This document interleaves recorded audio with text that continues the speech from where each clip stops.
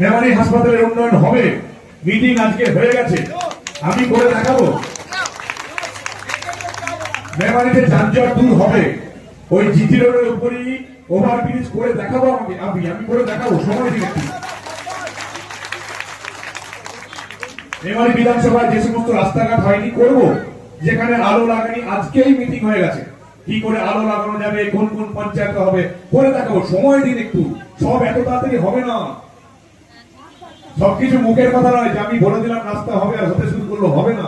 পুরোনো প্ল্যান গুলো পড়ে আছে, পেন্ডিং কাজগুলো পড়ে আছে, তৃণমূল আমলের কাজ, টাকা পেয়ে কাজ করেনি, অর্ধেক কাজ ছেড়ে চলে গেছে, অনেক ঝামেলা আছে, এত সোজা নয়, সময় দিতে হবে, সময়। সরকারকে সময় দিন, সবে 14 দিন হয়েছে, সরকারের কাজ দেখছেন তো? সরকার কিন্তু ভোটের জন্য কাজ করছে না। ভোটের জন্য যদি কাজ করতো তাহলে পুরোহিত ভাতা, ইমাম ভাতা, মুয়াজ্জিন ভাতা বন্ধ হতো না।